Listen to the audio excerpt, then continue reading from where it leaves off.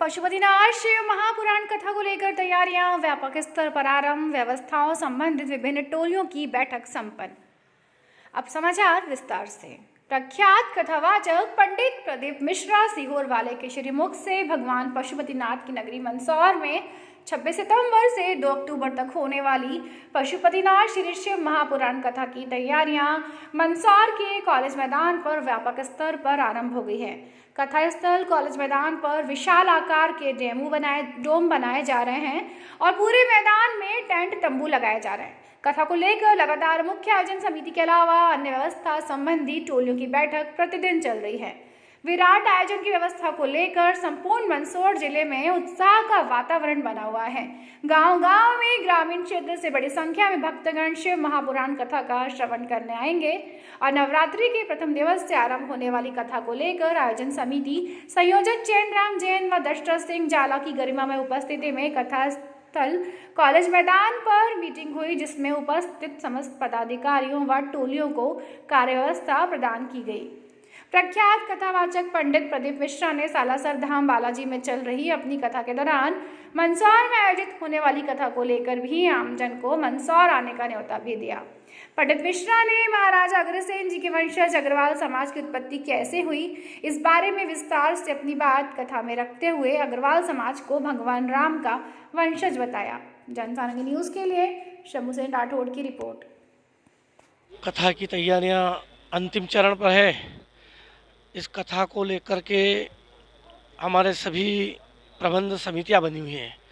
उन समितियों की बार बार बैठक हो रही है और इस बैठक में लगभग सभी समितियां अपने अपने कार्य विभागों की तैयारी में लगे हैं। सभी कार्य विभागों की तैयारियां लगभग चल रही है और सभी कार्यकर्ताओं में उत्साह है और सब उत्साहपूर्वक अपनी अपनी तैयारियों में लगे हैं। हमें पूरा विश्वास है कि यहाँ आने वाले सभी धर्म प्रेमी बंधुओं को किसी भी प्रकार की असुविधा न हो, इसके लिए हमारी सब प्रबंधक समितियाँ पूरा समय दे करके और इस कार्य में लगी हुई है।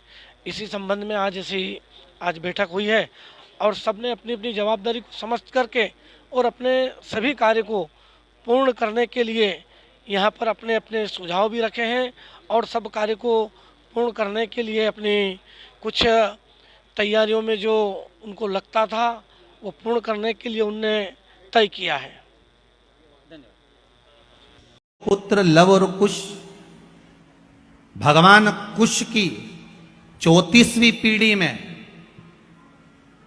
भगवान कुश की 34वीं पीढ़ी में श्री अग्रसेन महाराज का जन्म हुआ था, जिससे अग्रवाल समाज की वंश की उत्पत्ति माना गया। 34वीं पीढ़ी में। और श्री वल्लभ सेन जी जो श्री अग्रसेन जी महाराज के पिता हैं, वल्लभ सेन जी, उनकी जो धर्मपत्नी थी भगवती देवी जी, विदर्भ की थी। विदर्भ से 2 माताएं हमारे यहाँ आई थी, एक सूर्यवंश में एक चंद्रवंश में। सूर्यवंश में वल्लभ सेन जी की जो धर्म पत्नी है वो विदर्भ की है भगवती माता जी, और विदर्भ से ही श्री रुक्मणी माता जी जो भगवान कृष्ण की धर्म पत्नी है। ये 2 विदर्भ से आई।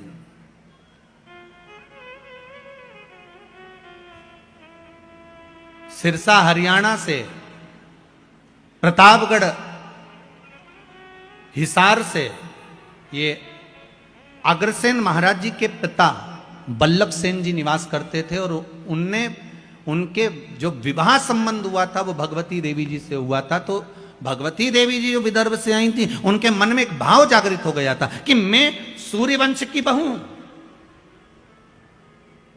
राम जी के वंश में 34वीं पीढ़ी में, कुश के अंतर्गत 34वीं पीढ़ी में हमारा जन्म हुआ है, हम यहां आए हैं, क्यों ना राम जैसा पुत्र मेरे घर में उत्पन्न होना चाहिए। तो उन्होंने वल्लभ सेन जी से निवेदन करा था कि मेरे गर्भ से जो संतान हो वो भगवान की भजन करने वाली और जगत का कल्याण करने वाली हो, ऐसी कोई संतान हो। तो भगवती देवी जी ने जब अपने पति वल्लभ सेन जी से निवेदन करा तो वल्लभ सेन जी ने कहा, एक काम करना, शिव की आराधना करना, शंकर का भजन करना, और वल्लभ सेन और माता भगवती देवी ने दोनों ने जब शंकर की आराधना करी, स्वयं शंकर भगवान ने आकर कहा कि तुम्हारे गर्भ में जो बालक होगा वो राम जैसा ही कीर्तिवान होगा, कोई साधारण नहीं हो सकता। और मां भगवती के गर्भ से जो बालक हुए वो अग्रसेन जी हुए। जो है मंदसौर में पशुपतिनाथ की स्थली, पशुपतिनाथ मंदिर का सुंदर स्थान, और राष्ट्रीय स्वयंसेवक संघ इस कथा को करा रहा है।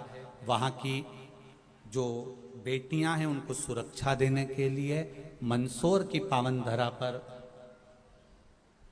कितनी तारीख से है,